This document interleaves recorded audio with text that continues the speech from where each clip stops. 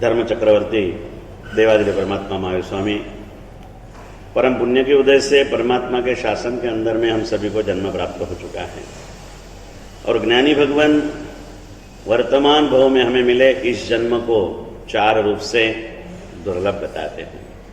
कहाँ हुआ है अपना जन्म? आर्य देश में, आर्य कुल में, जैन कुल में। मनुष्य के रूप में जब हमने जन्म प्राप्त कर लिया है तब हमें समझाते कि भाग्यशाली चार गति के संसार में इससे श्रेष्ठ दूसरा कोई जन्म नहीं है और ऐसा श्रेष्ठ जन्म अगर आपको मिल चुका है तो इस जन्म में और कुछ भी करने की आवश्यकता नहीं है। एक ही छोटा सा काम आप कर लो और क्या कर लो तो समझाते हैं कि जैसा श्रेष्ठ जन्म मुझे मिला है ऐसे श्रेष्ठ जीवन का अब मुझे निर्माण करना है। ऐसा एक छोटा सा शुभ भाव इस छोटे से हृदय के अंदर में आप जागृत कर दो और ऐसा एक छोटा सा शुभ भाव अगर इस छोटे से हृदय में जागृत हो जाए तो जीवन में बहुत बड़ा परिवर्तन आ सकता है। लेकिन रोज समझा रहा हूं वैसे कि जीवन को श्रेष्ठ बनाने की बातें करना बड़ी आसान है। वास्तव में अगर जीवन को श्रेष्ठ बनाना हो तो उससे भी आसान है। लेकिन अब मुझे मेरे जीवन को श्रेष्ठ बनाना ही है ऐसा दृढ़ संकल्प करना बहुत मुश्किल है। और संकल्प रहित साधना यानी नींव बिना की इमारत जो दिखने में सुंदर हो सकती है रहने में निश्चित रूप से जोखमी होती है। बाकी संकल्प अगर जो किया जाए तो संकल्प के बल से जानवर भी जिनवर बन सकता है। अद्भुत शक्ति इस संकल्प के अंदर में समाई हुई है और संकल्प हमें और कुछ भी नहीं करना है। एक ही संकल्प करना है। क्या करना है? जो मैं हूं वो मुझे बनना है। और मैं कौन हूं? इंसान का जन्म पाया मैं एक इंसान हूं और जैन कुल में जन्म पाया मैं एक जैन हूं। मुझे इंसान बनना है, मुझे जैन बनना है।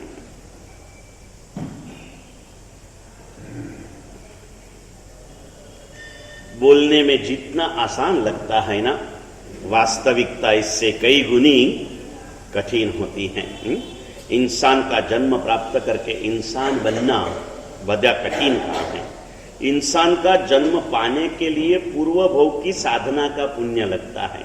लेकिन इस भव में इंसान की तरह जीने के लिए पुरुषार्थ करना पड़ता है। ऐसे ही कुछ मिलता नहीं है पुण्यशाली। जैन कुल में जन्म पूर्व भव के पुण्य के उदय से मिलता है। लेकिन इस भव में जैनत्व के रूप में जैनत्व के साथ जीने के लिए पुरुषार्थ हमें खुद करना पड़ता है। लेकिन क्या कहें, हम स्वयं किस चीज को कितना महत्व देना चाहिए ना, इस चीज को हम आज तक समझ नहीं पाए हैं। छोटी सी कहानी आती है। जब जालना की ओर चौमासा आ रहा था, पहली बार 10 साल के पहले की घटना। जैसे यहां दूसरा चौमासा ना, जालना में इसके पहले 2 चौमासा हो चुके। आ रहे थे आजू बाजू में सब अहमदनगर जिले के छोटे छोटे गांव, वहां प्रवचन होते थे। अधिकतर सब स्थानकवासी प्रजा थी अपनी और उसके अंदर में फिर प्रवचन के अंदर में रोज बोलने वाला मैं था, सुनने वाले रोज पलटते थे।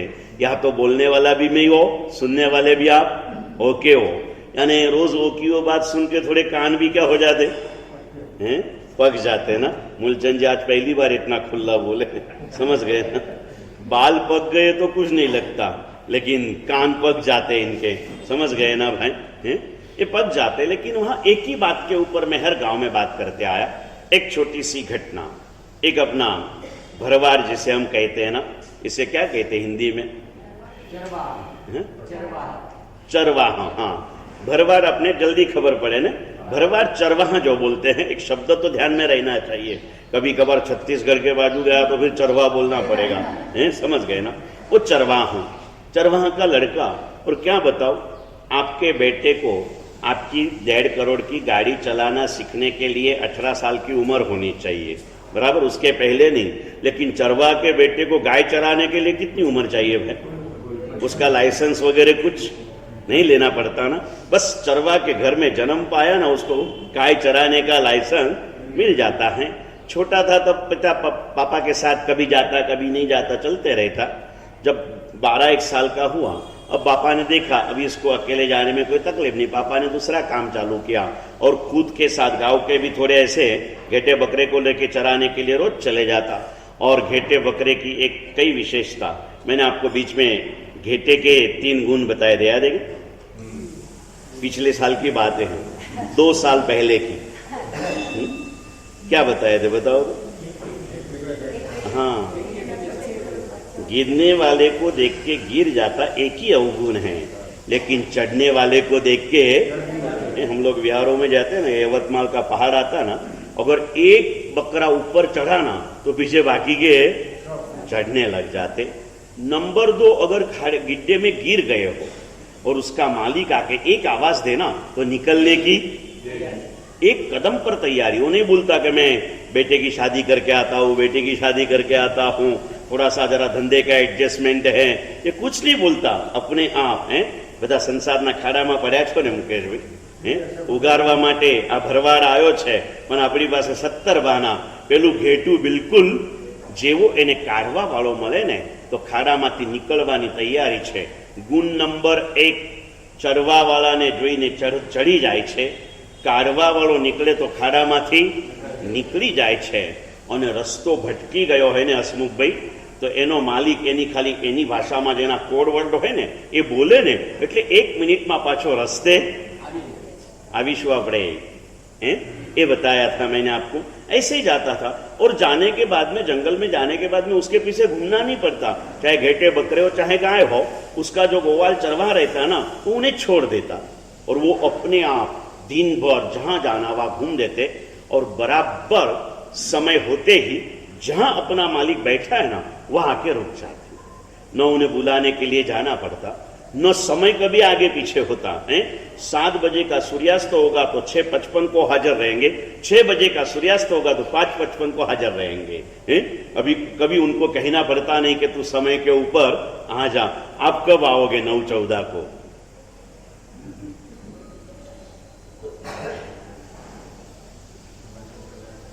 अभी आपके साथ हमने भी मेंटालिटी तैयार कर ली।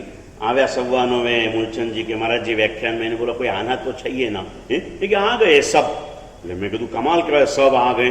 तो मैं मन में आपको गया, 9:15 टाइम राखे 9:25 9:26 जाइए એટલે 9:30 વ્યાખ્યાન આપણું માંગલિક સાથે ચાલુ થઈ જાય। પછી બહાર આવીને જોયું તો 5 જણા 7 જણા હતા, સમજ્યા કે નહીં ભાઈ। અને અત્યારે સમય પ્રમાણે જે આવે તે એને આપણે તો સમય થાય એટલે આપણે બેસી જ જવાનું છે।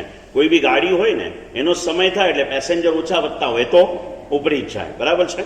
आएंगे जो आएंगे पाएंगे वो आ जाते हैं, रुक जाते हैं और उनको लेके चले जाना। कई इधर उधर मेहनत नहीं करती पड़ती। रोज की तरह बालक वहां आया है, सब घेटे बकरे चराने के लिए चले गए। बात क्या थी चालू कर ली निर्मल भाई कि कई चीज ने केटलू महत्व आपवू ने एनी आपणे खबर ज नथी। આપણે આપણા જન્મને મહત્વ આપી રહ્યા છે, જીવનને મહત્વ આપી રહ્યા છે કે જગતને મહત્વ આપી રહ્યા છે, એનો આપણને ખ્યાલ જ નથી। કેમ કે કોની કેટલી કિંમત છે ને એ જ આપણે ભૂલી ગયા છીએ। આ દ્રષ્ટાંત બહુ માર્મિક છે। वो गया और रोज की तरह अपना एक थोड़ा खेला, बच्चा था, इधर उधर खेला, गिलोरी से खेला और जो खेलना था, घूमना था, दौड़ना था किया। और फिर एक बड़ा पेड़, उस पेड़ की छाव में वो बैठ जाता।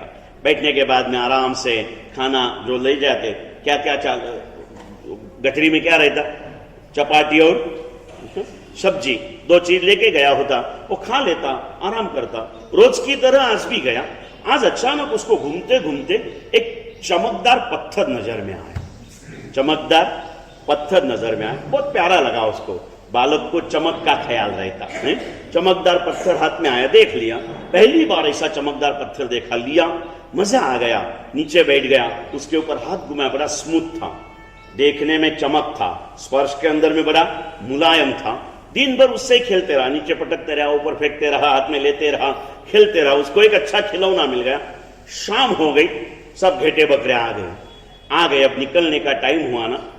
इंसान का एक ऐसा गुण है रोहित भाई, उसको जो अच्छी चीज मिले ना वो प्यारी व्यक्ति को दे देता। किसको देता? अपनी अपने को अच्छी लगने वाली चीज या तो अपनी प्यारी चीज वो अपने प्यारी व्यक्ति को दे देता, प्यारे प्राणी को दे देता। और इंसान के मन में भेदभाव होता है और अपने प्यार के अंदर में फर्क तो अवश्य रूप से होता है। और इसीलिए बात जब भी निकलती ना आनंद भैया, मैं बचपन की राजा की कहानी बताता। हमारी कहानियां जब हमारे गुरुजी रहे, पाठशाला में पंडित जी रहे, कहानी की शुरुआत कैसे होती पता मैं? एक होता राजा, त्याला होत्या दोन राण्या, एक राणी वालो राजा के हमलोग नको, समझा के नहीं? एक होता राजा, त्याला होत्या दोन राण्या, एक होती आवडती અને दूसरी होती नावडती। એટલે એક મનગમતી ને બીજી અનગમતી, એવી બે રાણીઓ કરેલી હોય। એમ માણસના સ્વભાવમાં ભલે બે છોકરા હોય ને તો પ્રેમમાં ક્યાંક ને ક્યાંક तरतम भाव तो आवे सहज नेचुरली। इसे हम भी क्या कर सकते ना। वैसे ये सारे घेटे बकरे आ गए ना, सब प्यारे, रोज सबको लाता है, सबको लेके जाता है, लेकिन एक छोटा सा बकरा उसे अधिक प्यारा था। और मैंने कहा वैसे प्यारी चीज प्यारे वस्तु को देते हैं। उसके लिए तो चमकदार पत्थर था, उसने उसको थोड़ा सा डोरी जैसी वेल्डियों के इससे बांधकर उसके गले में बांध दिया। चमकदार पत्थर गले में बांधा और इस चमक के कारण बकरा बहुत प्यारा लगने लगा। तो खुश हो गया, मेरा बकरा कितना प्यारा, मेरा बकरा कितना प्यारा। लेके निकला। छोटा सा गांव था, मान लो इतवारी जैसा टाउन था। इतवारी में पूरा गांव आ जाए। गांव के अंदर में जंगल से नजदीक आ गया, गांव के अंदर में प्रवेश किया। स्टार्टिंग के अंदर में ही ये हमारा पूरा सराफा बाजार था। सराफा बाजार में से निकला, एक के बाद एक सब घेटे चलते रहे। थोड़ा छोटा भी था, सबसे पीछे था, इसके पीछे ये था। और जैसी पहली दुकान आई ना, अपन मान लो कि सुरेश भाई बैठे थे, भावना जी बैठे थे। जैसी पहली दुकान, यहां से जाते पहली दुकान, गांव से आते आखिरी दुकान। जैसे प्रवेश किया, वो झवेरी ने बकरे के गले में बांधा हुआ एक पत्थर देखा। पीछे इस बच्चे को देखा, उसको बोले बेटा ये पत्थर तू कहां से लाया?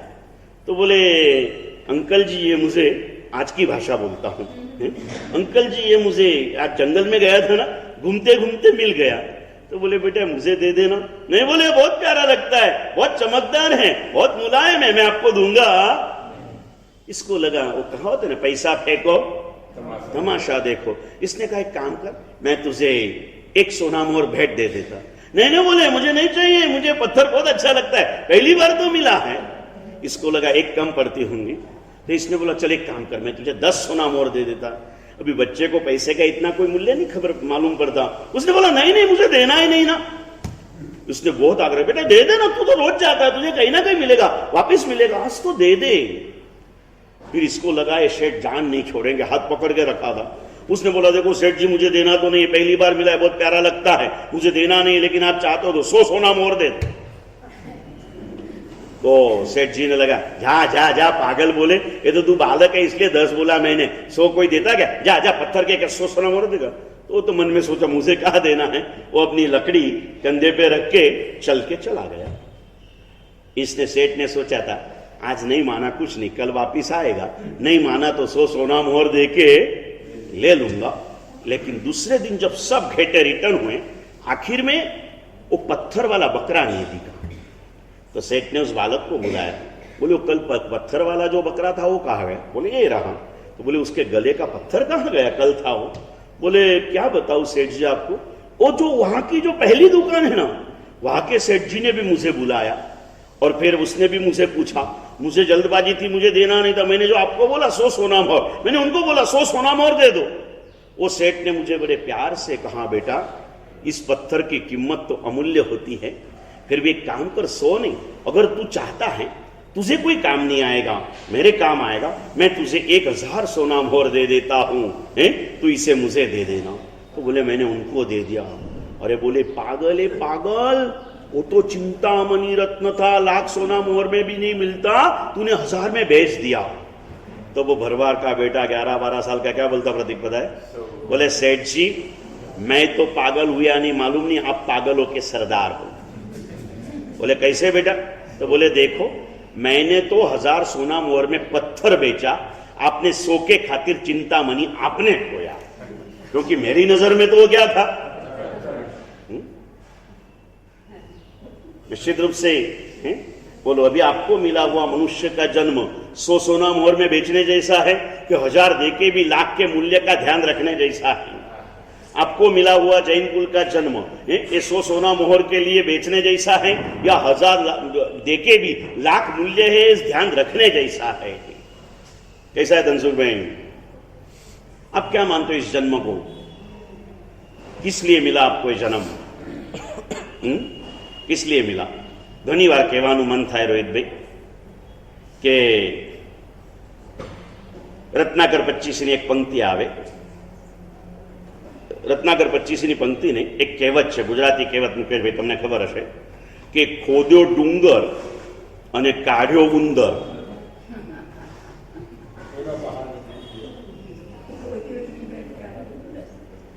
इन्होंने हिंदी बताया, खोदा पहाड़ और मिला चूहा. કેટલી મહેનત કરવી પડે નિર્મલભાઈ આખો પહાડ ખોદી નાખવા માટે, અને આટલું ખોદ્યા પછી અંદરથી શું મળ્યું? ચૂહો મળ્યો. બસ તમારી અને મારી પણ હાલત આ છે. આખો ડુંગર ખોદી રહ્યા છે અને છેલ્લા હાથમાં શું આવવાનું જયેશભાઈ?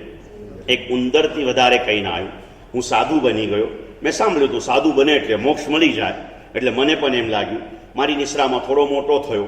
મેં કાલે કીધું એમ વાછરડાની વચ્ચે લંગડી ગાય પણ હોશિયાર કહેવા માંડી. ઉજ્જડ ગામનો એરંડો પ્રધાન બની ગયો. 4 જણાએ મારી પ્રશંસા કરી. મને લાગવા માંડ્યું હું બહુ જ્ઞાની થઈ ગયો છું. મારી નિશ્રામાં 2-5 સંઘો નીકળ્યા, 2-5 ઉદ્યાન થઈ ગયા, 2-5 તીર્થોના નિર્માણ થઈ ગયા. હવે સરસ મજાના શાસન પ્રભાવ ચોમાસા થઈ ગયા. સવારથી સાંજ સુધીમાં રોજ 1-2 જણા આવીને હવા ભરતા જ જાય. અને મને એમ લાગે હાશ મેં મારા જીવનની કમાઈ કરી લીધી. મને 2-3 શિષ્યો થઈ ગયા, આચાર્ય પદવી મળી ગઈ, 4 તીર્થો મારા નિશ્રામાં થાય છે, 4 સંઘો મારા માર્ગદર્શનમાં ચાલે છે, 5-15 મોટા મોટા મારા ભક્તો છે. ત્યારે જે ચાહે કામ થઈ જાય છે. અને મને એમ લાગે છે કે મારું સાદું જીવન સફળ થઈ ગયું. તમે હતા, તમને માનવનો જન્મ મળ્યો, જૈન કુળ મળ્યું, અને તમને શું થયું? તમે પેલા ઇતવારીના કોક નાનકડા જૂના પુરાના મકાનમાં રહેતા હતા. એતામાંથી તમે સરસ મજાના હવે સૂર્યનગરના બંગલામાં ગયા, કે એ બાજુ રામદાસપેટ બાજુના પ્રતાપનગર જો નવો ન્યૂ ડેવલપ એરિયામાં કોઈ બંગલાના માલિક बनी गया. ये उपरांत में नागपुर की चारों ओर एक 5 एकड़ 10 एकड़ 25 एकड़ जगह आपके नाम पे चलती है. बिना काम के धूल खाते हुए 2-4 आपके फ्लैट पड़े हुए हैं. फिर एक 4 संस्था में आप ट्रस्टी हो.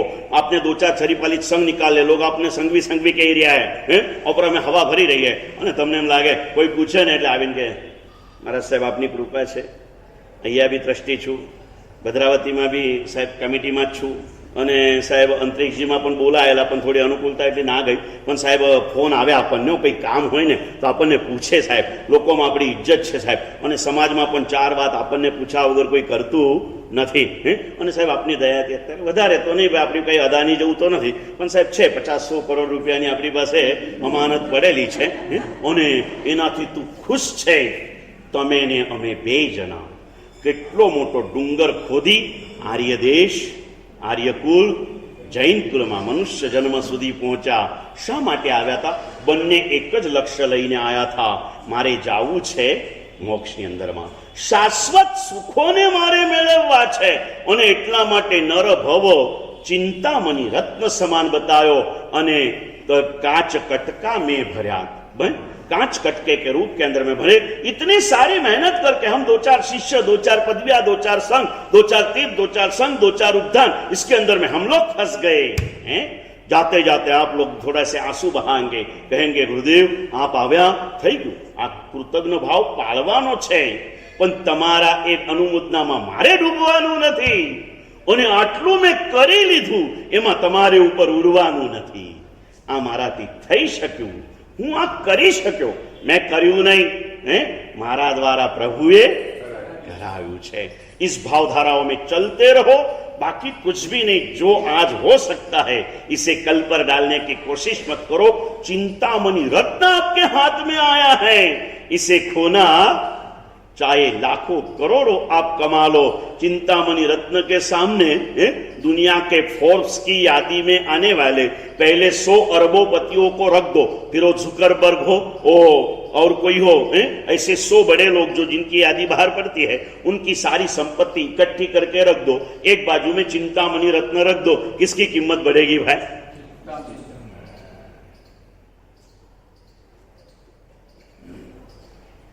એમ દુનિયાભરની બધી સત્તા તમને મળે, દુનિયાભરની બધી સંપત્તિ તમને મળે, દુનિયાભરના સૌંદર્ય તમને મળે, પણ તમને મળેલો માનવ દેહ એનાથી ઊંચું કોઈ સૌંદર્ય નથી, અને આપણને મળેલું જૈન કુલ એનાથી ઉત્તમ કોઈ રત્ન નથી, એનાથી ઉત્તમ कोई रत्न नहीं। आने समझो खो रहे हम इसे थोड़े थोड़े के कारण। इस अमूल्य ऐसे मनुष्य अवतार जैन कुल और जैनत्व की उसमें इज्जत किसमें भाई? मम्मन पासे चिक्कार धन हतुं पण वपरातुं नतुं तो कई कामनुं खरुं भाई? जे होय सारूं होय घणुं पण सारूं करी न शके आनंदभाई, तो मळेलानो उपयोग शुं? कई नहीं ने एम जैन कुल में जन्म मळी गयो पण जैन तरीके जीववानो प्रयत्न ज न कर्यो तो ए जैन कुल में जन्म मळ्यो शुं अने न मळ्यो शुं? गुरुदेव जगवल्लभ श्री महाराज पासे लगभग 700-800 युवानो दर महीने पुष्य नक्षत्रनी अंदरमां आजे बी अवर जवर करे छे, जीवननुं उत्थान करवाना प्रयत्नो करे छे, पण नित्य जीवनमां आचारोमां बहु परिवर्तन नथी आवतुं। मारे क्यारे बी 6-12 महीने 2 वर्षे एकाद वार भेगा थवानुं थाय। શરૂઆતમાં કાયમ સાથે હતા, અત્યારે એવી રીતે ભેગા થવાનું થાય એટલે એ લોકોની જ્યારે થોડું ઘણું પૂછપરછ કરું ને પાછું લાગે કે કાંઈ બહુ પરિવર્તન આવ્યું, એટલે પુષ્યમાં જવાનો કંઈ મતલબ નહીં, બરાબર છે ને ભાઈ? એટલે હવે કહું 50 વર્ષમાં 150 ચોમાસા અહીંયા થઈ ગયા, સાધુ સાધ્વીના મળીને તમારામાં કંઈ પરિવર્તન આવ્યું નહીં, એટલે અમારે નાગપુર ચોમાસું કરવાનું કાંઈ મતલબ નહીં ને ભાઈ? પ્રાસંગિક બધું જ થાય છે, કાયમી જે પરિવર્તન આવવું જોઈએ નથી આવતું। પછી મેં લોકોને બહુ પ્રેમથી કહું, અશ્વિનભાઈ કીધું જો ભાઈ સદગુરુ તો બધાને મળ્યા છે, જૈન કુળમાં જે પણ જન્મ્યા દરેકને સદગુરુ મળ્યા। એની આગળ એક વિધિ છે, સદગુરુઓમાંથી એક સ્વગુરુ બનાવી લો। પોતાના એક ગુરુ હોય, ફેમિલી ગુરુ। નાગપુરમાં 1000 ડોક્ટર હશે, તમારા એક ફેમિલી ડોક્ટર ખરા કે નહીં ભાઈ? એમ એક ફેમિલી ગુરુ હોય। હવે કીધું જો સદગુરુ બધાને મળ્યા પણ તમને જૈન શાસનના પ્રથમ પંક્તિમાં બેસે એવા એક મહાપુરુષ તમને ગુરુ તરીકે તમે પુરુષાર્થ દ્વારા પ્રાપ્ત કરી લીધા। હવે જેને કોઈ માથે ગુરુ નથી એનું જીવન પણ એવું, અને જેને માથે આવા મહાન ગુરુ છે એનું જીવન પણ એવું, તો ગુરુ મળ્યા શું ને ન મળ્યા શું, ફરક શું થયો? ગુરુ મિલે બી ક્યાં નહીં મિલે બી ક્યાં, ફરક ક્યાં પડા ભાઈ? કરોડો રૂપિયા હોય મમ્મનની જેમ, પણ પહેરવા માટે કપડા હરકા પહેરવા ન હોય, ખાવા માટે તેલ ને ચોળા સિવાય ત્રીજી વસ્તુ ખાવી ન હોય, ઘરની અંદરમાં છાનના લીપનને કાઢીને કોઈ ટાઇલ્સ નાખવાની ઈચ્છા ન હોય, તો એ કરોડો રૂપિયાને કરવાનું શું ભાઈ? ભિખારીમાં ને કરોડોપતિમાં કઈ ફરક નથી ને? એમ જૈન કુળ મળ્યા પછી પણ જૈનત્વના મૂળભૂત આચારોનું પાલન જો ન કરીએ તો જૈન કુળમાં જન્મ્યાશું ને ન જન્મ્યાશું। અને એટલા માટે ગયા વર્ષે તમને એક નાનકડા 3 પ્રશ્નો આપેલા હતા, 2ના જવાબ હતા અને 1નો પ્રશ્ન હતો, યાદ આવે છે? નિર્મલભાઈ, 3 વાતો હતી, એના 2 જવાબ રૂપે હતી, 1માં પ્રશ્ન ચિહ્ન ઊભું રાખેલું। તમે કહો એટલે અમારા નરેન્દ્રભાઈના ભાઈ ઘાટકોપર જઈને કહે, જગડુશા નગરમાં જઈને કે નહીં મારા સાહેબ બહુ સારું સારું બોલે છે, એકવાર આપણે ત્યાં બી, એટલે મારે માટે એક ક્ષેત્ર તો ખાલી થઈ જાય ને।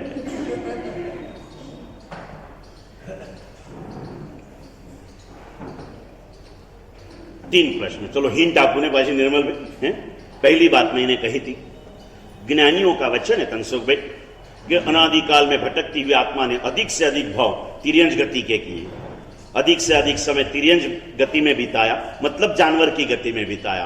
अब पशु मिटकर हम इंसान बने तो अभी हम पशु की तरह नहीं जीते हैं, किसकी तरह जीते दिलीप भाई? हम इंसान की तरह जीते हैं। जब नागपुर में आए थे गरीबी में थे, स्ट्रगल कर करके आज इस स्थान पर पहुंचे। पहले गरीब थे, अब श्रीमंत बने। अब कैसे जीते हो ललित भाई? गरीब में से श्रीमंत बनने के बाद हम गरीब की तरह नहीं जीते आनंद भैया, कैसे जीते हैं? श्रीमंत की तरह। 2 बातें फिर से दोहराता हूं उसमें भाई, जानवर में से इंसान बने, जानवर की तरह नहीं इंसान की तरह जीते हैं। गरीब में से श्रीमंत बनने के बाद गरीब की तरह नहीं श्रीमंत की तरह जीते हैं। और जैन में से जैन बने, जैन की तरह क्यों नहीं जीते हो? और इस प्रश्न के सामने 2 में से एक मुझे होना चाहिए, या तो जवाब मिलना चाहिए या तो आपका आवेश होना चाहिए कि महाराज साहेब तमे अमने आ प्रश्न केम पूछी शको। एना माटे मैं तमने दाखलो आपेलो, याद आवे छे? पूज्य गुरुदेव भुवन भानुश्री महाराजनी साथे रत्नसुंदर विजयजी सूरत ચોમાસામાં હતા, અને સુરતના ઝવેરીઓમાંના ઘણા બધા મા બાપ સુરતમાં આવે ને દીકરાઓ ક્યાં હોય? અમેરિકા અને દિવાળી કરવા આવે, દર વર્ષે દિવાળી કરવા આવે એટલે પહેલાથી પ્રી પ્લાનિંગ હોય, પાલિતાના જવાનું છે, શત્રુંજય જવાનું છે, ગિરનાર જવાનું છે, આ વખતે આ તો બીજા વર્ષે આવે કચ્છની પંચતીર્થી કરવાની છે, ત્રીજા વર્ષે જેસલમેરની પંચતીર્થી કરવાની છે, ચોથા વર્ષે શિખરજી જવાનું છે, બધા પ્લાનિંગ તૈયાર હોય। આ વખતે મમ્મીએ કહી દીધેલું બેટા આપણે ત્યાં ઘર આંગણે તીર્થ આવી ગયું છે, प्रवचन की ऐसी धाराएं बहती थी, अपने को इस बार कहीं नहीं जाना है, गुरुदेव की वाणी धारा को सुनना है। कीधेली घटना याद आवे छे, लिंक लागे छे हैं? और वो नहीं आर यू ईटिंग वो जो सुंदर सी बात बताई, और फिर 2-3 दिन उस युवान ने प्रवचन सुने। छोटा सा उनका 7-8 साल का बेटा भी साथ में था। और ये 45 साल पहले की घटना बता रहा हूं मैं आपको। उस समय में अमेरिका में आज के जितना धर्म नहीं था। आज तो स्वाध्याय का जोर बहुत बढ़ गया है, यहां से वहां तक स्वाध्याय ऑनलाइन के चालू हैं। आप यहां बैठ के भी पढ़ाई नहीं कर रहे हो, वहां बैठे लोग ऑनलाइन पर यहाँ के पंडितों का फायदा उठा रहे हैं। पर उसी की पूर्व भूमिका रूप 7 तारीख को हमारे बालकों को संस्कारित करने के लिए डिजिटल पाठशाला का जो एक नया कंसेप्ट हमारे वहां गुरु भगवंतों के मार्गदर्शन में मुंबई के कार्यकर्ताओं ने चालू किया है ना, उसका मार्गदर्शन हमें करने के लिए यहाँ पर आ रहे हैं। बद्दा ने कही देजो रोहित भाई, एसबीएस वाला ने पण कही देजो, 150 माँ बाप तो हशे ने एसबीएस में, એટલે 300 जना तो ये पकड़ी लेवाना, बराबर ने? बधा जो भी माता पिता हो, चाहे एसबीएस हो, चाहे केडीओ हो, चाहे केवीओ हो, जो भी हो, अगर आप जैन हो तो आपको उस दिन जरूर से आना है। दादा जो बन चुके वो कदाच नहीं आए तो चलेगा, लेकिन जो माँ बाप हैं या तो माँ बाप बनने की संभावनाओं में हैं, उन्होंने अपने बच्चों के प्रति अपनी निष्ठा व्यक्त करने के लिए इस कंसेप्ट को समझना बहुत जरूरी है। वो आए उस समय के अंदर में, और जैसे आए फिर एक दिन पूछा कि गुरुदेव ऐसे ऐसे आया हूं, कुछ ऐसे व्यक्तिगत संपर्क करना है समय। गुरुदेव ने समय दिया मिलने के लिए। जब दोपहर के समय में गए 3-3:30 बजे के समय 8 साल के बच्चे को साथ में लेके गए, साथ में लेके गए। उस समय मैंने कहा धर्म इतना नहीं था, वे अमेरिका बोला, फॉरेन बोला तो नॉनवेज ड्रिंक्स वगैरह तो बड़ा कॉमन माना जाता था। रत्न सुनमा ने बड़े प्यार से उस बच्चे को पूछा कि आर यू ईटिंग एग्स? घटना याद आती है ना, मैंने कहा था, वो सिर्फ रिवाइज कर रहा हूं आपके सामने। ये करना जरूरी इसलिए कर रहा हूं, आज मुझे याद दिलाया मूलचंद जी ने। भाई बीज के पर्व की बात भी मैं आपके सामने रख रहा हूं पुण्यशाली सुंदरता के साथ। लेकिन ये कहा, और जैसे कहा वो बालक जोर से उछला, गुस्से में आ गया, एक और आंख में से पानी है, शब्दों के अंदर में आग है। महाराज साहब आपने मुझे पूछा ही कैसे? आई एम जैन, मैं जैन हूं, आप मुझे कैसे पूछ सकते हो? मैंने आज तक जमीन का नहीं खाया है, आपने मुझे अंडे का पूछा क्यों? वो बोलता है, वो रोता है, उसके आंखों देख के उसके पिता रोते हैं, और बाप बेटे के आंसू देख के गुरु महाराज के आंख में आंसू हैं। હું તમને પૂછું કે જૈન કુળમાં આવીને જૈનની જેમ કેમ નથી જીવતા? તમે કેમ આક્રોશ નથી કરતા મારી સામે? કેમ નથી કરતા કિરણભાઈ? પૂછો તો ખરા કે મારા સાહેબ આવું પૂછો છો કેમ તમે? કેમ પૂછો છો? નહીં પૂછો લલિતભાઈ। आज बराबर 40 साल के पहले की वो घटना। अपने गुरुदेव उनकी जन्मभूमि सुरेंद्रनगर जिले में साइला करके गांव है, जो हमारे जीतू भैया ना उनका गांव है। वो ऐसे हम जब भी आते ना, महाराज साहेब गुरुदेव मारा गामना छे। फिर मैं कहा एम बोलो कि हूँ गुरुदेव ना गामनो छू। बात तो एक ही रहती है ना, लेकिन शब्दों में बहुत बड़ा फर्क होता है। महाराज साहेब मम्मी पप्पा मारी साथे ज रहे छो? मम्मी पप्पा तुम्हारी साथे ज आनंद भाई? क्या छो? हाँ, फर्क होता है, शब्दों में फर्क होता है। महाराज साहेब हूँ मम्मी पप्पा ने त्याज रहूं छू, समर्पण भाव छे, विनय छे, नम्रता छे, आता है। वहां गुरुदेव का चौमासा था। 63 साल का दीक्षा पर्याय गुरुदेव का। एक ही चौमासा उधर किया, पहला गनो, आखिरी गनो, जो गनो। और उस समय में गुरुदेव के अहमदाबाद के एक भक्त पर्यूषण के बाद गुरुदेव को वंदन करने के लिए गए। थोड़ी बातचीत हुई, दोपहर में पहुंचे थे, दोपहर का खाना वगैरह करके निकले थे, शाम का भोजन करना था। ऐसे बैठे, फिर बात में पूरी जानकारी, इतना ख्याल था कि यह सब सामान्य स्थिति वाले लोग, अधिकतर 90% से अधिक सामान्य स्थिति वाले लोग रहते हैं। और फिर उन्होंने सहज पूछा कि गुरुदेव ये कितना जैनों ना घर हशे? तो जैन पूछा तो पहले नंबर में अपने को क्या, अपन मंदिर मार्गी की बात करते, फिर नहीं बोले गुरुदेव सब जैन पूछा तो फिर स्थानक वाले वगैरह जो रहते सबकी बात करते, लेकिन वहां उसने पूछा, उसके मन में भी यही भावना थी कि मंदिर मार्गी, बराबर है। तो गुरुदेव ने बताया कि 35-40 घर का आंकड़ा दिया, तो कि गुरुदेव मारी एक भावना है, मारे दरेक घरे 1 किलो साखर प्रभावना करवी है। उस समय काल के अंदर में 1 किलो शक्कर इन घरों के लिए बहुत बड़ी प्रभावना होती थी। गुरुदेव ने कहा ठीक है, गुरुदेव भाई बाजू में बेसेला था कि जे आमनी व्यवस्था करी आपो शू, तो के पूछा कि ना गुरुदेव मारे मारा हाथे घेरे घेरे आपवा जવું છે। तो पेला भाईए कीधुं काई वांधो नहीं, એટલે एक मोहल्ले में सारे घर थे, कोई लंबा चौड़ा ये नहीं था। इधर का अपना इतना भाजी मंडी समझो ना, या राउंड मार्ग क्या हो, इतने में तो पूरा गांव पूरा हो जाता, वहां देना था।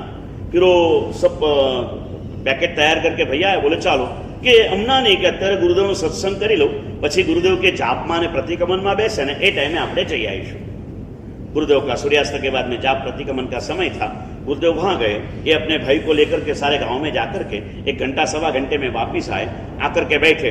गुरुदेव का जब बाप प्रतिक्रमण हो गया था और फिर गुरुदेव ने पूछा कि थई गयुं, तो कि हाँ गुरुदेव घेर घेर साखर तो आपी आयो, पण के गुरुदेव आपने खोटू बोलवानुं प्रायश्चित करवुं પડશે। शुं कीधुं? खोटू बोलवानुं प्रायश्चित करो। गुरुदेव के केम? तो कि आप खोटू बोल्या आजे। तो कि केवी बात करे, शू खोटू बोल्यो के तो खरा। दीक्षा लीधा ने मने त्यारे गुरुदेव ने 23-24 वर्ष थया था, कोई दिवस मनथी पण खोटू विचार्युं नथी, खोटू बोल्यो कई रीते?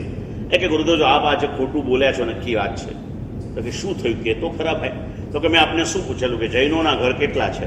आपे कीधुं कि 30-35 घर छे अने हुं जाते आपवा गयो। गुरुदेव साचुं कहूं, एक पण घर जैननुं नथी। गुरुदेव के केम? तो कि जेटला घरे गयो ने गुरुदेव साखर आपवा, बधे का तो कोई जमवा बैठा था, क्या तो कोईनी रसोई थती थी, कि रातना खाए ने जैन कहेवाय? गुरुदेव ने कान पकड़ लिए। गुरुदेव ने कान पकड़ लिए। हवे बोलो, हूँ तमने पूछूं कि जैन कुल में जन्म्या छो, जैननी केम नथी जीवता? आ कीधा पछी तमे मारी साथे झगड़ो नथी करता, एनुं कारण शुं? हे गामथी कहेवत कहूं हसमुखभाई, दाळमां कंईक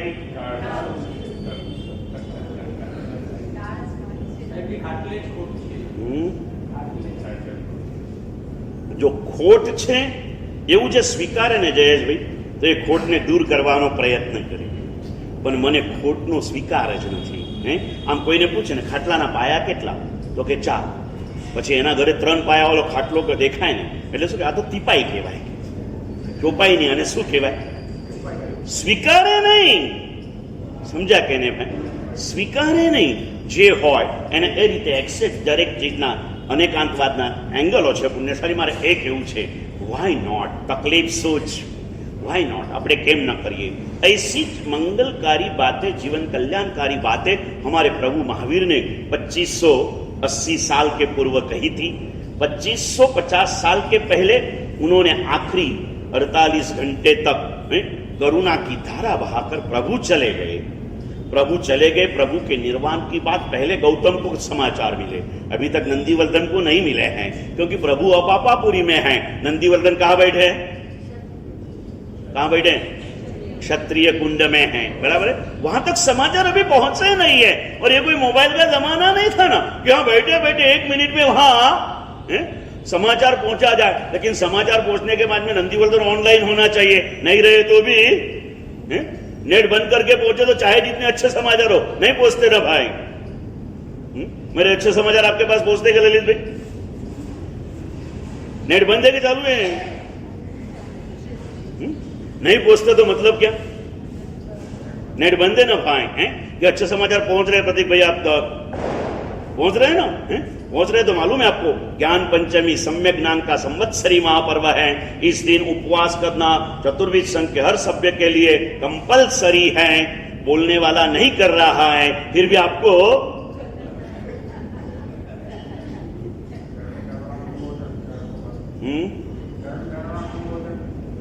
ये नहीं है। मैं ऐसे नहीं मानता इस बाबत में। मेरे ऐसे कोई कमजोर कर्म का उदय चल रहा है कि मैं चाहने पर भी नहीं करता हूं। जब जब देखता हूं ना सबको, कभी अंदर में बैठ के कोने में जाके आंसू गिरा देता हूं। कैसे वो दिन थे, आज ये दिन आए, लेकिन भगवान ने कहा रो मत, आत्मसाक्षिक भाव से सोचो, मुझे करना नहीं है या मुझसे होता नहीं है, अगर नहीं होता है तो अनुमोदना कर, लेकिन होता है और तू किए बिना अनुमोदना करता है तो तेरी अनुमोदना पोकल है, इसमें कोई दम नहीं है। होता है तब तक करते रहो, आखिरी दम तक घूंटते भी करते रहो, और करोगे तो होगा होगा। और पूछो ने हसमुख भाई ने, एक उपवास કરવામાં डरता था, एक એકાસનું કરવામાં ડરતા था, પણ રોજ વ્યાખ્યાન સાંભળ્યું ને મેં કીધું ને ભાઈ, અહીંયા માખણ જેવું કૂનું હૈયું છે, એ કઈ પથ્થર નથી, બાકી એક જ જગ્યાએ પથ્થર ઉપર સતત પાણી પડે ને તો પથ્થરમાં કાનું પડે, તો માખણ જેવા કુમળા હૃદયમાં શુભ ભાવ નહીં જાગે। और निरंतर जो हमारे हसमुख भाई जिनवानी सुन रहे हैं, ये मेहता परिवार के हमारे रमेश भाई अभी थोड़ा सा प्रमाद में कुछ लगते हैं, लेकिन रमेश भाई, हसमुख भाई, आनंद भाई, अमित भाई, ये चारों जन करीब करीब रोज जिनवानी सुन रहे हैं। एक ही परिवार के इसलिए कहता हूं, आप बोलोगे कि आपको मेहता परिवार ही दिखा, मुझे तो सब दिखते हैं, आपको क्या दिखता है इसके ऊपर फर्क है पुण्यशाली। एक परिवार में से इतने आ रहे हैं ना, वो एक अनुमोदना की बात होती है। और छठ जब किया ना, दूसरे उपवास के दिन रात को चोपड़ा पूजन करके जाते जाते वापिस ऊपर चढ़े, गुरुदेव बस बहुत आनंद से लागतो ज નથી કે છઠ કર્યો છે। वापिस पाने के दिन भी एक भावना, क्यों? तुझसे होता था लेकिन तुझे पता नहीं था कि तुझसे क्या हो सकता है, और इसीलिए तू आज तक कमजोर था। लेकिन एक बार गुरु के ऊपर श्रद्धा जग जाए ना तो सारी शक्तियां अंदर की प्रकट हुए बिना रहती नहीं है। हसमुख भाई કરી લીધું છે જયકુમાર ભાઈ, આજે તમે બી એક પ્રયત્ન કરજો। તમને મનમાં તો છે હસમુખ કરી શકે તો હું કેમ ના કરી શકું યાર, એની બોડી મારી બોડી લગભગ સેમ છે, અમે બે સિંગલ બોડી વાળા છે, કોઈ બહુ જાડું પાડું નથી, હાઈટમાં બી બહુ ફરક નથી, કલર બી લગભગ એક સમાન છે, ફેસિંગમાં બી જો હસમુખ ભાઈ ચશ્મા કાઢી નાખે ને તો લગભગ બે સગા ભાઈ જેવા જ દેખાય, આટલું બધું સામ્ય તો છે। તો હસમુખ ભાઈ જો છઠ કરી શકે તો હું જ્ઞાન પાચનનો ઉપવાસ તો करवाना कि नहीं करवाना, करते रहो, होगा। मैं रोज सोचता हूं, लेकिन अंतराय कर्म चालू है।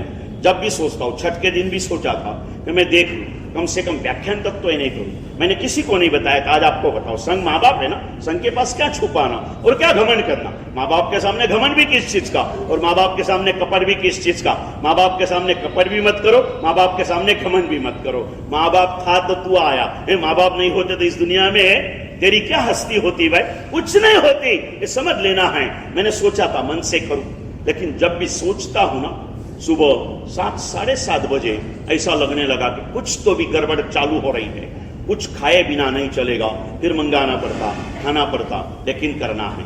मन से नक्की करो, आत्मा अनंत शक्ति का स्वामी है, मुझे ये करना है। और कार्तक सुद पाचम सम्यक ज्ञान का संवत्सरी पर्व है। हमने भादरवा सुद चौथ की संवत्सरी जैन शासन में छोटे से छोटे बच्चे को मालूम है, लेकिन 12 महीने में 3 संवत्सरी पर्व होते हैं।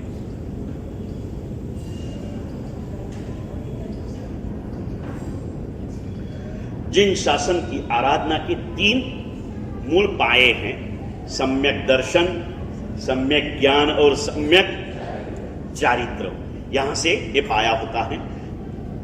कोई भी चतुर्विद संघ का हर सभ्य इस साइकिल में सुबह से शाम तक घूमते रहता है।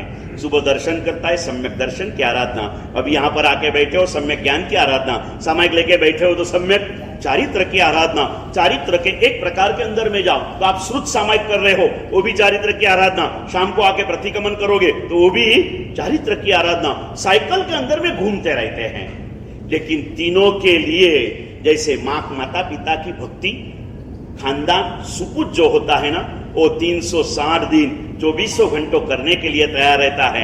फिर भी माँ बाप की महिमा बताने के लिए हर साल में एक मदर्स डे होता है, एक फादर्स डे होता है, एक टीचर्स डे होता है, ये सारे अलग अलग दिन होते हैं ना। वैसे सम्यक दर्शन, ज्ञान और चारित्र की साइकिल 24 घंटों में उसमें रहने वाले चतुर्विद संघ के हर सभ्य के लिए 12 महीने में एक बार सम्यक दर्शन डे होता है, एक सम्यक ज्ञान डे होता है और एक सम्यक चारित्र डे होता है। जो संवत्सरी को सभी ने संवत्सरी के रूप में स्वीकार कर लिए। आ छोकरो बेटो ने अभय बहनो एने पूछो संवत्सरी क्यारे आवे बेटा, तो भादरवा सुद चौथ। 1 मिनिट में कोई भी जैन शासन नो थोड़ोक समझनो नानकड़ो बालक पण कही दे कि संवत्सरी पूछो क्यारे आवे, तो के भादरवा सुद चौथ। हवे थोड़ुक समजन में जाओ। હવે ડિજિટલ પાઠશાળામાં છોકરાઓ આવશે ને आ कंसेप्ट पण सीखवाड़वामां आवशे। सुरेश भाई समझा ने, उसमें समझाएंगे हमारे जैन शासन की नींव 3 तत्वों की आराधना में है, सम्यक दर्शन, सम्यक ज्ञान, सम्यक चारित्र। इसलिए साल भर में 3 संवत्सरी महापर्व आते हैं। भादरवा सुद चौथ सम्यक चारित्र का संवत्सरी महापर्व है। कार्तक सुद पाचम सम्यक ज्ञान का संवत्सरी महापर्व है और मागसर सुद एकादशी सम्यक दर्शन का संवत्सरी पर्व है। मागसर એટલે ગુરુદેવ પ્રેમસુરી મહારાજ સમુદાયના સાધુ સાધ્વીઓને કહીને ગયેલા, જ્યાં સુધી તમારી શક્તિ પહોંચે ત્યાં સુધી 12 મહિનાના 3 ઉપવાસ ચૂકશો। કોઈ નાની મોટી બીજી તપસ્યા ન થાય તો વાંધો નહીં, પણ ભાદરવા સુદ ચોથ, કારતક સુદ पांचम અને માગસર સુદ 11 आ 3 उपवास तो करजो करजो।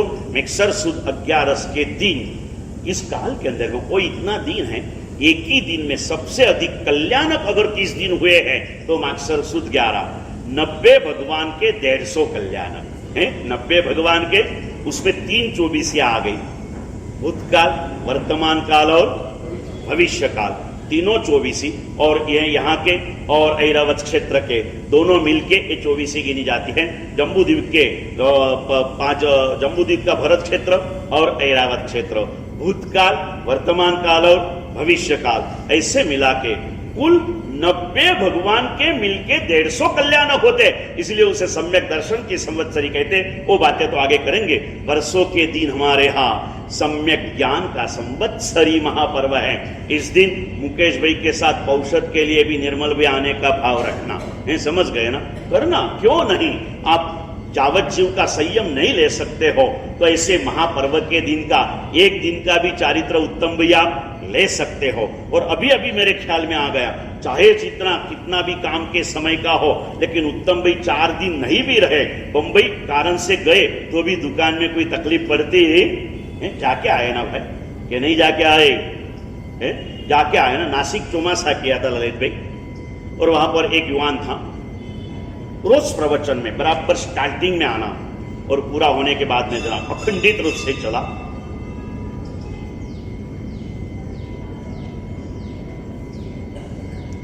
बीच में 3-4 दिन दीपावली दशहरा हो गया ना, फिर 3-4 दिन नहीं आया। और हमारे श्रावक कितने भले भोले होते, आए तो पूरा व्याख्यान में आते, नहीं आए तो वंदन करने को भी नहीं आते। फिर महाराज साहब जिंदे हैं, मुए हैं, भूखे हैं, पेट भरा है, प्यासे है, नींद आई क्या नहीं आई रात को, क्या हुआ कोई पूछने को भी। अभी व्याख्यान के बाद लंगर पे जाऊंगा तो पूछ लेंगे महाराज साहब केम पगमा की तकलीफ है, आखो दिवस क्या गयो तो भाई, आयो तो पूछवा, थोड़ो सेक करवा, थोड़ो मलहम लगाड़वा, कई करवा आयो ना ना, गया एटले गया।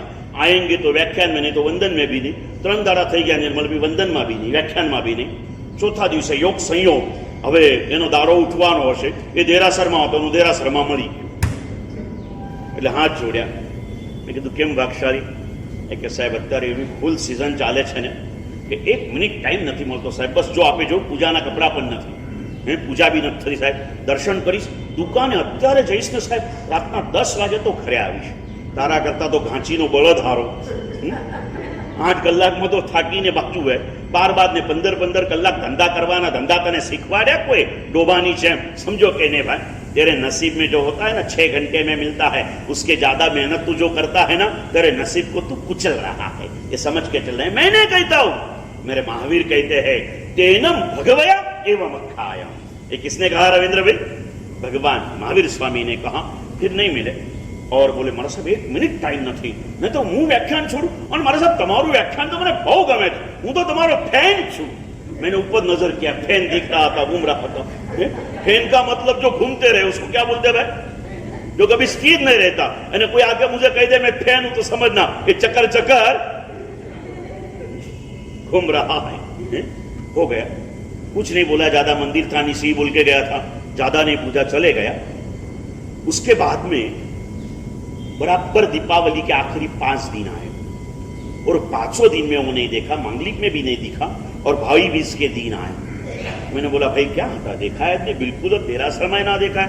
મેં કીધું તમે ઉપર નથી આવી શકતા, એટલે મને તમારા દેરાસરનો ટાઈમ ખબર હતો ને, એટલે મેં મારો દર્શનનો ટાઈમ બદલી નાખ્યો કે ચલો ત્યાં તો તમે મળી જશો, કમસે કમ તમને પચખાન આપવાનું તો મને પુણ્ય એ કે મારા સાહેબ શું કરું કે તમે મળ્યા ને તે દિવસે ગયો અને દુકાને ગયો, નજીક તો રાતના દુકાન વધાવતા પહેલાં મુંબઈથી ફોન આવી ગયો, અમારા બહુ નજીકના રિલેટિવ ભગવાનને વાલા થઈ ગયા હતા, એટલે 5 દિવસ ત્યાં જ જવું પડ્યું. અલા, કોક મરી જાય તો તું 5 દિવસ દુકાન છોડી શકે, તો તું જીવે છે તો 2 કલાક દુકાન ના છોડી શકે? क्यों नहीं? कितनी कमजोर दशाओं में हम जी रहे हैं. इतनी सारी मेहनत करके आखिर में क्या पाया किरीट भाई? તમે હમણાં એટલે તમારું નામ લઈ લીધું, સરસ મજાનું, સમજ્યા કે નહીં? खोद्यो डूंगर ने इस दीपावली पर्व के अंदर में प्रवचन छोड़ा, किसी ने तप छोड़ा, किसी ने जप छोड़ा, ये सारा कुछ छोड़ के आखिर में पाया क्या है? લલિતભાઈ કહે છે, ગુરુદેવ આપની બહુ કૃપા રહી. ઠીક છે, 15 દાડા 24 બી મારા છૂટી ગયા. પ્રતિક્રમણ તો ગુરુદેવ કઈ સવાલ જ નતો, કેમ કે આમ પ્રતિક્રમણ કરવા આવી જાઉં ગુરુદેવ, પણ હવે રાતના ખાધા પછી પ્રતિક્રમણ તો થાય નહીં ને. એટલે શું કર્યું તે તારા ભૂલનો વઘાર કર્યો. એક તો પ્રતિક્રમણ બી ન કર્યું, પાછું શું કર્યું તે રાત્રિ ભોજન એ કરી લ્યા. પણ ગુરુદેવ દિવાળી બહુ સારી ગઈ ગુરુદેવ. લગભગ ગુરુદેવ દિવાળીના 10 દિવસમાં 10 લાખનો ધંધો થઈ ગયો. बराबर છે, પણ 10 लाख ये तो उनके नाम से कहता हूँ पुण्यशाली, और उनकी इतनी सरलता है कि अपनी ये बातें शेयर करते हैं. बाकी रियल में नीति शास्त्र का वचन है रविंद्र भाई, आपने तो सुना होगा कि पुरुष ने एनी आवक क्यारे पूछवी नहीं અને સ્ત્રીને એની ઉંમર ક્યારે પૂછવી નહીં. સમજ્યા ને ભાઈ? સ્ત્રીની ઉંમર નહીં પૂછવાની અને પુરુષની આવક નહીં પૂછવાની. પણ એ સરળતાથી આવીને મને કહી દે છે, ગુરુદેવ આજે આટલો આવ્યો, આજે આટલો ગલ્લો આવ્યો, આજે આટલું આવ્યું, આજે પહેલું બિલ આટલાનું બન્યું. એ સંસ્કાર દીકરામાં આવ્યા છે. એ પણ આવીને સરળતાથી મને શ્રદ્ધા સાથે કહી દે, પણ આટલું તે લીધું, પણ એના માટે તે આટલું છોડ્યું. હવે મને કે એક પ્રતિક્રમણની કિંમત કેટલા લાખ રૂપિયા? સુરેશભાઈ, सोचना है. फिर से कहता हूं, बाकी सब कुछ जन्म जन्म में मिला है, जन्म जन्म में मिलते रहेगा. व्यवहार से कह दूं, प्रथम कर्म ग्रंथ के अंदर में जीवों के कौन सा जीव कौन सी गति में से यहाँ आया है, या तो यहाँ से मर के कौन सी गति में जाएगा, इसके कॉमन लक्षण बताए हैं. और आप सभी को जब भी देखता हूं ना, तब एक लगता है आनंद भैया कि बड़े खुशी के साथ कहता हूं कि हम सब देवलोक में जाने वाले हैं. दुर्गति में नहीं जाएंगे, देवलोक में जाएंगे. आपको कितना मिलेगा जन्म के दिन? कितना मिलेगा? आप यहाँ पर सारी जिंदगी गामठी भाषाમાં કહીએ મુકેશભાઈ તો ગધા વેતરું કર્યું કહેવાય. શું કર્યું? ગધા વેતરું કરીને જેટલું ભેગું કર્યું હશે અને છતાં એ નહીં મળ્યું હોય એના કરતાં વધારે માત્ર દેવલોકની અંદરમાં તમે ઉત્પન્ન થઈ જાઓ. એટલે ઉત્પન્ન થઈ જાઓ, એને ઉત્પન્ન ત્યાં જન્મ ના હોય ત્યાં ઉપપાત કહેવાય. શું કહેવાય ભાઈ? ઉપપાત કહેવાય. ત્યાં ઉપપાત એટલે જન્મી ગયા અને એક अंतर मुहूर्त એટલે विदिन 48 मिनट्स हमारा बॉडी 32 साल के युवान जैसा बन जाता है. और उस दिन हमारे सामने जो संपत्ति होती है, जो सौंदर्य होता है ना, उस संपत्ति के सामने सारी दुनिया की संपत्ति भी कोई विशाल धरती नहीं है. वहां के हमारे जूते का, देवलोक के हल्के में हल्के देवों का नाम है किल्बिशिक देव. वह किल्बिशिक के आज की भाषा में को हमारे यहाँ जो भंगी कहते हैं ना, उस क्वालिटी के देव. वह भंगी जैसा कोई काम नहीं है, क्योंकि वहां अशुचि नहीं है, लेकिन उनकी गिनती किल्बिशिक के रूप में होती है. यानी देवों में सबसे हल्के देव वो होते हैं. और उनके पूरे शरीर के आभूषणों में इसमें सबसे निम्न कक्षा किसकी होती है जयेश भाई? जूते की. बराबर है? उस जूते में भी हीरे जड़े हुए होते हैं. शास्त्रों में लख्यू निर्मल भाई, કિલ્બિશિક દેવના મોજડીનો એક હીરો ધરતી ઉપર કાઢીને લાવવામાં આવે અને એની સામે ધરતીના 84 પ્રકારના રત્નોના ઢગલા કરી દેવામાં આવે. એ જૂતાના હીરાના તેજની સામે આ બધા જ રત્નો કોળસા જેવા લાગવા માંડે. इतना क्या हाँ, मैं क्या बताऊं. अब आप यहाँ की देवलोक की बात जाने तो आपको क्या बताऊं. आज रिलायंस की कंपनी में जो चौकीदार है ना, उसका पगार नागपुर के सेठ के महीने की आय से ज्यादा है.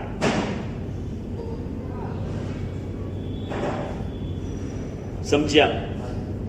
अमेरिका के अंदर में जो घर में वर्कर्स आते हैं ना, वो लोग जो डायमंड्स वगैरह ऑर्नामेंट्स पहन के आते हैं ना, उतने तो हमारे बड़े सेठानी के पास में भी नहीं होते हैं.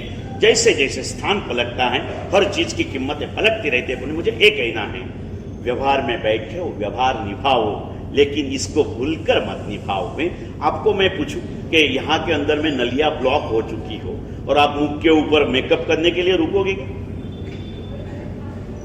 डॉक्टर के यहां जाना है, अचानक अटैक आ गया, रात भर में उठा था, सुबह आया, कपड़े नाइट ड्रेस के हैं, गंदे हैं, मैले हैं, मुंह के ऊपर कुछ नहीं है, बाकी कोई बीमारी हो ना तो आदमी क्या कहेगा, थोड़ा सा फ्रेश हो जाओ। लेकिन सीवियर अटैक आ गया हो तो उसे नहलाने धुलाने के लिए रखेंगे कि सीधा उठा के क्यों? बराबर है ना पुण्यशाली? वैसे ये हमारा धर्म मतलब हमारा हृदय है। इस हृदय की धबकार को चूककर हम बाकी का श्रृंगार सजने के लिए क्यों जा रहे हैं? अपने आप से पूछिए पुण्यशाली। सब कुछ करो, व्यवहार में बैठे हो, आपको कुछ रोज धर्मला बोल के जाना नहीं है, आपके परिवार को आपको निभाना है। इतना ही नहीं, अपने आसपास के कमजोरों को भी मजबूत आपको बनाना है। किसने बनाना है भाई? आपने बनाना है। लेकिन हम कमजोरों को देख के दबाते हैं और बलवानों से हम दबते रहते हैं। मत करो, ये सारी समझदारी की बातें ये करना है हमें। निश्चित रूप से पहले एक ही संकल्प करना है, मैंने जो बताया हो, इंसान का जन्म पाया हो, इंसान बनना है। जैन कुल में जन्म पाया हो, जैन बनना है। इसे प्रेम की भाषा में समझाओ आपको। इंसान को जो प्रेम करे ना वो इंसान होता है। इंसान को प्रेम करे हो इंसान होता है, और अपने आप से जो प्रेम करे वो जैन होता है।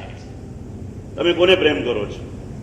નથી માનસ ને કરતા, નથી આત્મા ने करता, आजू बाजू वाला आज जो देखा था બે ચાર लोगों ने, ये भी प्रेम न खाली शब्दों है, स्वार्थ के लिए सब अपने अपने होते हैं, बाकी कोई किसी का होता नहीं है। व्यवहार को भूलो मत, लेकिन आध्यात्मिक व्यवहार को भी चूको मत। ऐसी बातें कहते कहते प्रभु ने अंतिम जब 48 घंटे दे दिए और प्रभु का निर्वाण जब हो चुका, निर्वाण के समाचार जैसे क्षत्रिय कुंड में दूसरे दिन सुबह में पहुंचे ना, बड़े भैया नंदीवर्धन को छोटे भाई वर्धमान के प्रति इतना तीव्र मोह था, इतना तीव्र मोह, इनकी आंखों में से निरंतर अश्रुधारा बह रही है। अपने स्थान पर अभी तो सुबह सुबह का समय है, सिंहासन पर बैठे, यानी अंदर के सिंहासन, राज्यसभा के नहीं, राजमहल के सिंहासन पर बैठे हुए हैं, और जैसे समाचार मिले ऐसे हो गए और निरंतर अश्रुधारा बह रही है। आज वो न खाने को तैयार है, न पीने को तैयार है, न बोलने को तैयार है, न ऊपर नजर उठा के देखने के लिए तैयार है। पूरे शोक सागर में डूब चुके हैं। न प्रभु वीर की निर्वाण कल्याण की उजवनी के लिए भी वो नहीं पहुंचे हैं।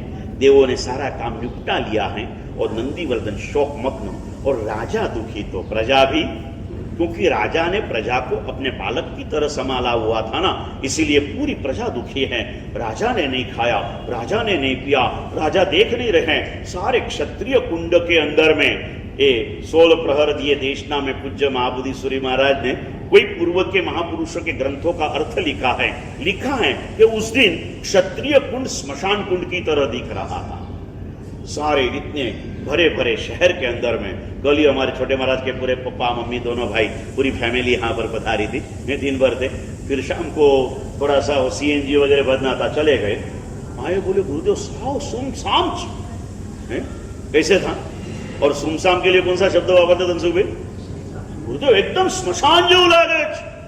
क्यों लागे भाई? स्मशान शांति जैसा लगता है, इतना सुमसाम लगता है, पूरा क्षत्रिय कुंड सुमसाम है। राजा रोना रुकता नहीं है।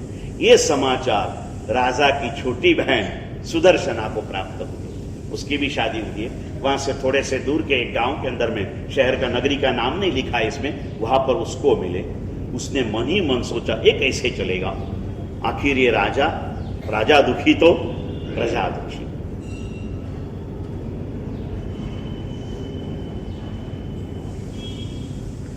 और इसीलिए सुदर्शना ने सोचा कि नहीं, भैया की जो एक भावधारा है ना, इसे मैं पहचानती हूं। अभी उसे समझाने वाले न माता पिता हाजिर है, न लघु बंधु वर्धमान हाजिर है। अब वो मेरे सिवाय किसी से नहीं समझेगा। भाई बहन का प्रेम इतना अलौकिक होता है, आज भी हमें दिखता है। जो भाई किसी से नहीं मानता ना, वो बहन से मान जाता है। जो बहन किसी से नहीं समझती ना, वो भाई से समझ जाती हैं। ये सारी परंपरा है, एक सहज लगनी होती है, क्योंकि एक ही खून में से, एक ही प्रकार के सप्त धातु में से दोनों के शरीर और हृदय बना हुआ रहता है। कुछ ना कुछ साम्यता तो उसमें रहेगी रहेगी और रहेगी, ये बनते रहता है। सुदर्शना नक्की क्या, अपने ससुराल वाले को पूछ लिया और रथ लेके सीधे क्षत्रिय कुल पहुंची। जैसे गई, नंदीवर्धन पूरे सुबह से किसी के सामने नहीं देख रहे थे। जैसे बहना ने आवाज दिया कि भैया, और सुदर्शना का आवाज सुनते ही नंदीवर्धन ने आंखें ऊपर कर ली। और जैसे अधिक निकट का स्वजन आते हैं ना, तो हमारा जो अंदर का दुख है ना, वो उभर कर बाहर आता है। इतने बड़े महाराजा एक बालक की तरह फुट फुट कर रो रहे हैं। उसने कहा, बहन वर्धमान गया, और क्यारे ही नहीं मोड़े, बस इतना बोल के रोने लगे। या आई थी उनको शांत करने के लिए, यह भी रोने लगे। थोड़ी देर तो आंसू बहाए, लेकिन सुदर्शन ने सोचा, ये क्या हो गया, मैं जिस काम के लिए आई थी वो तो मैं भूल गई और मैं खुद रोने में लग गई। नहीं, भैया को समझाने के लिए मुझे तो मजबूत होना ही पड़ेगा।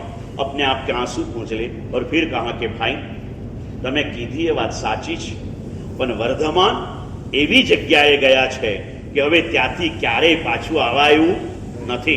અને ભાઈ પ્રત્યે આટલો પ્રેમ છે, તો ભાઈ સાથે કાયમ માટે રહેવા જવું હશે ને, તો એ રોવાથી નહીં મળે। ભાઈએ બતાવેલા માર્ગે આપણે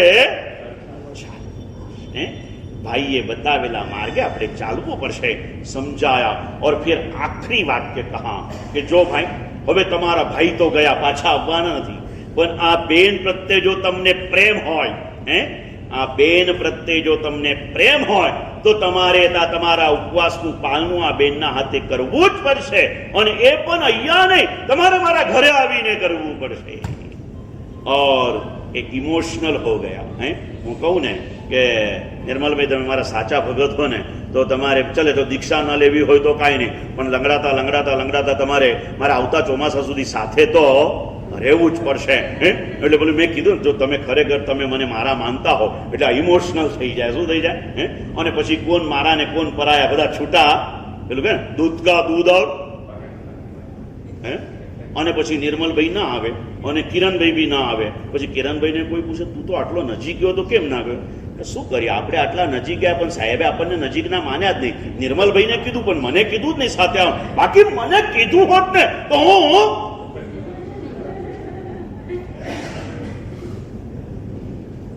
બોલો ને। ઘણા આવીને મને કહે, દીક્ષા સિવાય જે કેવું એ। મેં કીધું કાંઈ વાંધો નહીં, બોલેલું પાડીશ। હા સાહેબ, મેં કીધું કાંઈ વાંધો નહીં, દીક્ષા ન લેવાય ત્યાં સુધી મારી સાથે વિહારમાં રહેજો। भावे न भावे ललित भाई, करना है बात। समझाया। नंदीवर्धन ने हाँ बोला। भाई बहन के साथ बहन के घर गया। वहां पर बहन ने पूरा राजा दरबार था ना, राजा शाही ठाट था, पूरी सुंदर सी शाही बैठक। और शाही बैठक में ये मीनाकारी बाजोट नहीं, प्योर चंदन के काष्ठ से बना हुआ नक्काशी भरा पूरा बाजोट, थाली के अंदर में सोने की थाली। आजू बाजू में तमने खबर है, આપણે અહીંયા બાજોટ તો મૂક્યા, પણ બેઠક આપણી સાદી હતી। અને જ્યારે જમવા બેસાડો ને શાહી બેઠકમાં, બાજુમાં નાનકડી અગરબત્તી હોય, એક દીવો મૂકેલો હોય, આગળ રંગોલી કરેલી હોય, સરસ મજાના ફૂલો બિછાવેલા હોય, ત્યારે એને શાહી બેઠક કહેવાય। આજે તો શાહી બેઠકમાં પેલો ગાદી મૂકી દીધી, લોડ મૂકી દીધો, માથાનો લોડ પાછળ ઉતારી દીધો અને કામ થઈ ગયું, થઈ ગયા શાહી બેઠક। સમજ્યા કે ને ભાઈ? રાજાશાહી બેઠકની વાત શું કહું તમને। અમે નાના હતા ને, માં બાળકને જમવા માટે કેવી તૈયારી કરે એના માટેની એક કવિતા આવતી, બહુ મજાની મરાઠી કવિતા। બાળકને જમવા બેસાડવાનું છે ને, એટલે કઈ રીતે જમારે ખબર છે દિનેશભાઈ? બહુ મજાની કવિતા। ચંદનાच्या पाटावर सोन्याच्या ताटामध्ये मोत्याचा घास तुला भरवीते। चंदनना पाटला ઉપર સોનાની થાળીમાં મોતીના ઘાસ તને ખવડાઈ રહ્યું છું મારા વાલા, ખાઈ લે, પેટ ભરીને જમી લે। और माँ के हाथ से मिला रूखा सूखा रोटी भी क्या रहती है भाई, मोती से भी अधिक मीठी रहती है। ये देते रहते। सुदर्शना ने तो शाही ठाट के साथ नंदीवर्धन का पारना कराया और भाई के शोक को बहन ने दूर किया और वो भी अपने घर पर बुलाकर, और तब से भाई बीज पर्व प्रारंभ हुआ। रक्षाबंधन के दिन बहन भाई के यहाँ जाती और भाई बीज के दिन भाई बहन क्या यहाँ आता, और उस रूप से करना है। इससे भाई बीज का वो पर्व उस दिन से प्रारंभ हुआ। ऐसे पर्वों की श्रृंखला हमारे यहाँ चल रही है पुण्यशाली।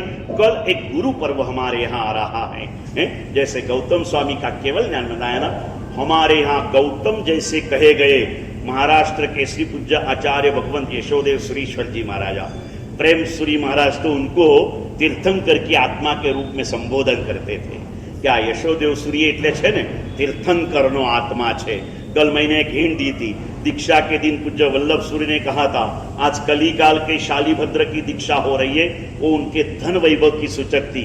आ तीर्थंकरનો आत्मा છે वो उनके अंतरंग गुण वैभव की सूचक है। ऐसी कई सारी बातें कल के प्रवचन में हमें सुनना है।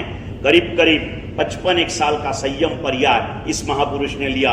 એટલે કાલે 55 મિનિટની એક સામાયિક રોહિતભાઈ કાલે કરવાનો ભાવ રાખજો। एक सामायिक, और आपको एक सामायिक का पुण्य नहीं सुरेश भाई, कल सामायिक करोगे ललित भाई तो आपको 55 साल के संयम जीवन की अनुमोदना का पुण्य आपको मिलने वाला है। सभी ने पधारना।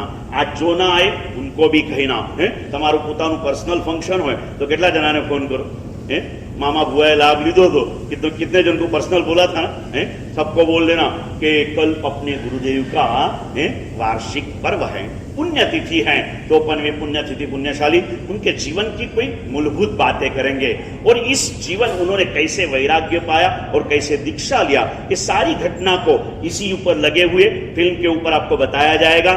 सारी व्यवस्था मौलिक भी वगैरह कर रहे हैं, ये शायद हो भी चुकी है, तो यहाँ पर बताया जाएगा। अपने समय के अंदर में ही ये बातें अपन परिपूर्ण कर लेंगे। और वैसे भी कल तक अभी बिजनेस शांत है, परसों लाभ पाचम के दिन नए रूप से बिजनेस आपका मुहूर्त रहते हैं, वो चालू होते हैं। लेकिन याद रखना परसों की पंचमी के 3 नाम है। कितने नाम रमेश भाई? साधक ने माटे ज्ञान पंचमी, व्यापारी ने माटे लाभ पंचमी, बहनों ने माटे सौभाग्य पंचमी।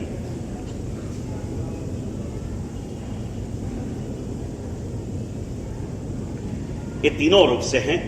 लेकिन याद रखना जो ज्ञान पंचमी मनाता है उसे लाभ भी मिलता है और सौभाग्य भी मिलता है। लेकिन ज्ञान को भूल के जो लाभ लेने को जाता है उसको लाभ भी नहीं मिलता और ज्ञान भी नहीं मिलता और सौभाग्य भी नहीं मिलता। यानी सुबह पहले ज्ञान पंचमी मनाना है एक नए कंसेप्ट के साथ। ज्ञान पंचमी की आराधना उस दिन आपको ऐसे आना है 9:15 बजे, 11 बजे तक का समय लेके आना है, सुंदरता से आराधना करना है। एक नए कंसेप्ट के साथ हम करेंगे, संगीत के साथ, सूर्य इसके साथ यह आराधना हम करेंगे पुण्यशाली। इसमें भी आपको बताना है, अभी 2 दिन की बात आपके सामने रख दी है पुण्यशाली। कल कोई भी बाकी न रहे आनंद भाई, जो मीत हाजर हो तो એને કહી દેજે કે બેટા કાલે તો તારે મારી સાથે આવવું જ પડશે, જો નહીં આવે ને તો હું તારો પપ્પા નથી। हाँ कहवानु आप बोलोगे ना सुरेश भैया, कहना अंकित को, दीक्षित को, सबको कह देना काले तो आबूज पड़शे। और आपके तो सब रिलेटिव होते हैं, यानी आपका पर्सनल फंक्शन रहा तो आपने जितने को बोला सब आते। अब हमारे रिलेशन में कौन कौन? राजेंद्र भाई आप सब हमारे रिलेटिव हो, यानी आपको और हमारा आमंत्रण सपरिवार है। घना મળે એટલે આપણે કહીએ કે ભાઈ રામન પેલા કાર્ડ આવે, હવે ખબર નથી શું આવે છે, નહીં તો પહેલા એવા કાર્ડ આવતા હતા કે આ પ્રસંગે તમારા પરિવારમાંથી 1/2 સપરિવાર। અમારામાં કોઈ ઓબ્લિક નથી, કોઈ ઓપ્શન નથી, સપરિવાર પધારજો। અને એવા ઘણા લોકો મળે લલિતભાઈ એ કે સાહેબ મારે અમારા આખા પરિવાર સાથે જવું પડશે। મેં કીધું શું કામ છે? 1-2 જણા જાય તો ન ચાલે ના સાહેબ, કે અમારા સંબંધ એટલા નજીકના છે ને કે અમારે બધાએ જવું જ પડે એવું છે।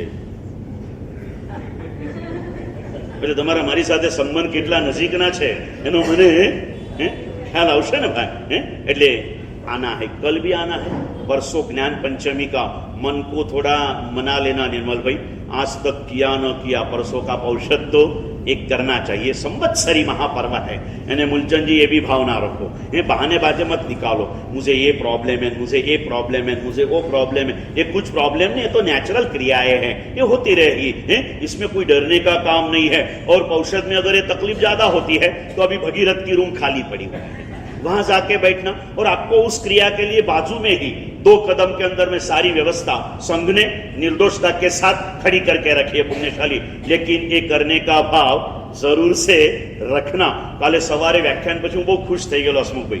જતા જતા મને રમેશભાઈ કહી ગયેલા આજે હું પ્રતિક્રમણમાં આવવાનો છું. મેં કીધું યાર વગર કીધે આવી રહ્યા છે, હે મજા આવી ગઈ, પણ સાંજના ન જ આવ્યા એટલે કઈ વાંધો નહીં, આજે પણ કહી તો જજો છું. સમજા? 3-4 વાર કહેશો ને એટલે તમારું મન જ તમને ધક્કો મારશે. રમેશ શું રોજ રોજ સાહેબજીને કહે છે, પહેલા દિવસે કીધું આજે કહેજો, કાલે પણ કહેજો, અને 3 દિવસ પ્રતિક્રમણમાં ના આવો ને એટલે પ્રાયશ્ચિત તરીકે પાછા મેં ઔષધ કરી લેજો એટલે બધા પ્રતિક્રમણો તમારા ભેગા આવી જશે. કરના હૈ कुछ ना कुछ करते चलो जयेशભાઈ. દીકરીએ આ જીવન સંયમ લીધું, આપણે સંવત્સરીનું સંયમ 1 દિવસનું તો जरूर थी लइए. करना है भाई बीज पर्व तब से हुआ, कल गुरु पर्व है, जरूर से पदार्थना पुण्यशाली. पंचमी की उपासना करना और आज अभी जल्दबाजी कुछ नहीं करना. लाभ पाचमना दिवसे आध्यात्मिक लाभ माटे चातुर्मासનો અંતિમ તપ શત્રુંજય તપ ઈચ્છા હોય કે ના હોય એને તમારે ચાતુર્માસિક આરાધના જે મને ગુરુદેવે કરાવી છે એટલે જતા જતા જતા જતા ગમે તેટલું તમને શું પેટ ભરાઈ પછી કદાચ કોઈ આપવા જાય શું, ના ના ભાઈ હવે તો પાણીની પણ જગ્યા પેટમાં નથી અને છતાં છેલ્લા 2 ઘૂંટડા અંદર ઉતારે. એટલે મેં એને પૂછ્યું કે મારા સાહેબ એ તો હવે નાખવું જ પડે ને ભાઈ, બસ આ 2 ઘૂંટડા પાણી જેવો શત્રુંજય મોદક તપ છે, કઈ કરવાનું નથી. 4 દિવસ ખાવાનું છે, 1 દિવસ પચાવવાનું છે અને પછી તો ખાતા જ રહેવાનું છે. સમજી ગયા ને? એટલે એમાં કોઈ બાનાબાજી કરશો નહીં. સમજ્યા કે નહીં? અત્યાર સુધી તમે તમારી ઈચ્છાથી કર્યું, તમારા ભાવથી કર્યું, અમારી બી કઈ ઈચ્છા હોય કે ના હોય તમારી સાથે. એટલે જયેશભાઈ इतना तो मुझे करना है, भावधारा में चलते रहो.